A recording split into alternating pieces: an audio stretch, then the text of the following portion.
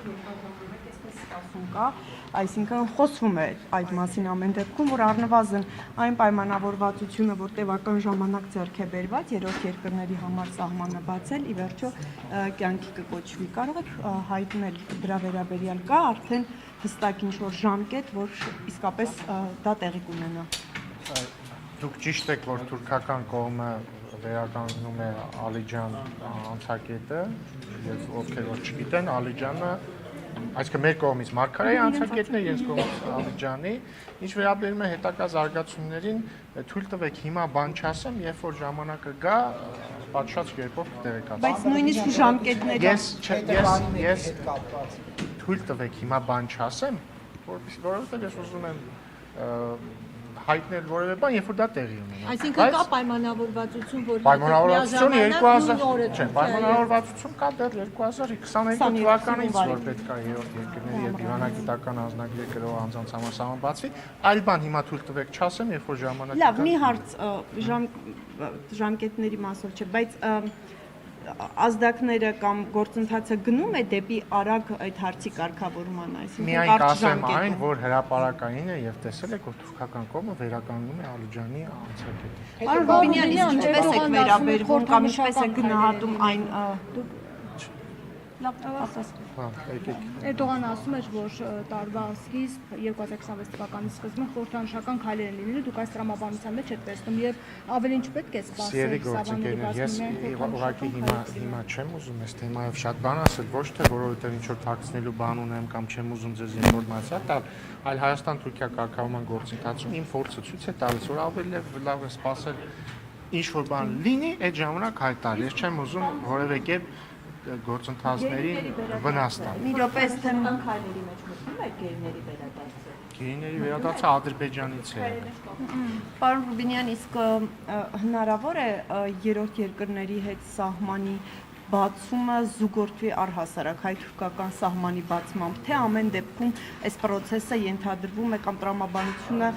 շարունակվելու է այս փուլային տարբերակով բանակցություններից։ Մեր դիրքորոշումը մշտապես այն է եղել, որ մենք ուզում ենք ունենալ ամբողջապես բաց սահմաններ հենց վաղը եւ հաստատված դիվանագիտական հարաբերությունները հենց վաղ եւ այս առումով մեր դիրքորոշման մեջ բան չի փոխվել, բայց այնուամենայնիվ մենք ունենք նաեւ հստակ պայմանավորվածություն 2022 թվականին ձեռք բերված երրորդ երկրների քաղաքացիների եւ դիվանձնագրեր կրող անձանց համասահման բացվելու վերաբերյալ եւ հույս ունենք, որ շուտապույտ Ես նկատի ունեի բանակցային թեմայով ես իստումա բավարար պատասխան։ Պարոն Ռուբինյան, դուք որ ասում եք այս պահին չխոսեք, այսինքն ես նկատների Թուրքիայի հետ կա պայմանավորվածություն, որ չէ, մի րոպե լսեք մինչև այդ, որ սահմանը որ օրը բացի, հենց այդ օրը միաժամանակ անեք հայտարարություն։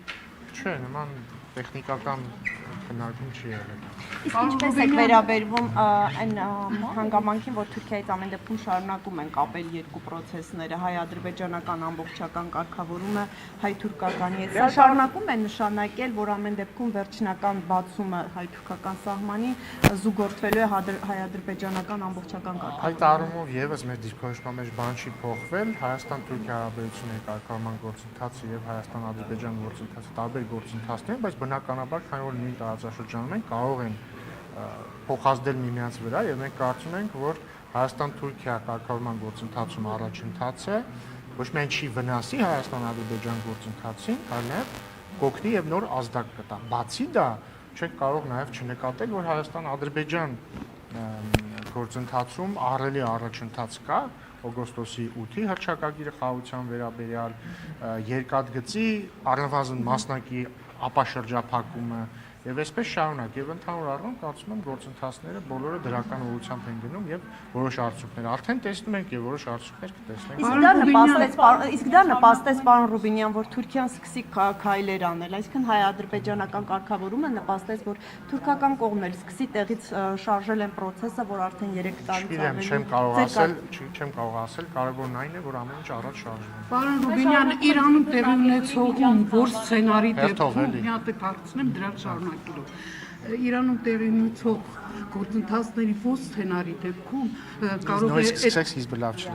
Իրանում հիմա տեղի ունեցողի հետ կապված ո՞ր սցենարի դեպքում ձեր այդ բոլոր ծրագրերին կսպառնա եւ առհասարակ Հայաստանի անվտանգության կսպառնա։ Իրանի հետ գործընթացների հետ կապված գիտեք, որ մեզ Մենք պետք է մենք հետաքրված ենք, որպեսզի Իրանում իրավիճակը կայուն լինի եւ հույս ունենք այդպես էլ կլինի եւ այդպես էլ կա, իսկ մեր այսինքն ծրագրերի հետ կապված որևէ դեպքում էլ որևէ սպառնալիք չի լինի։ Պարոն Ռուբինյան, եկնողու հետ կապված, քանի որ շատ է խոսում երրորդ երկրների հետաքրքրվածության մասին, որ ասում են տարբեր երկրներից ազատներ կան, այս բանի նկատում եք օրինակ Ռուսաստանը կամ Թուրքիան ինչ մակարդակով են հետաքրքրվածություն ձեռք բերում։ Հետաքրքրվածությունը ինչ իմաստով։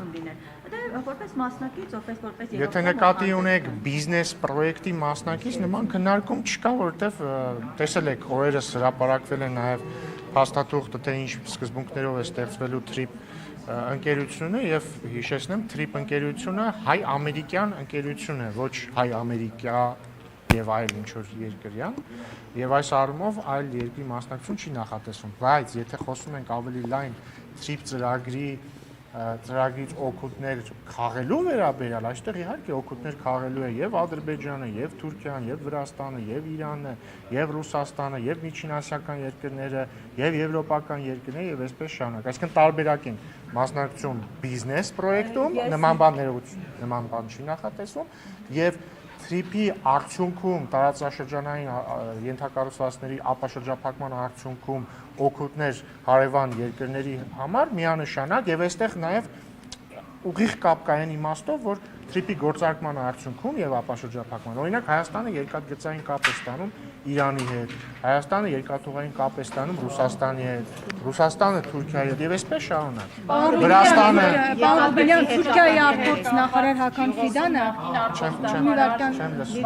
եկեք սենց անենք, եկեք ներողություն, ժողովուրդ ներողություն մի վարքյան, եկեք սենց գնանք, էլի։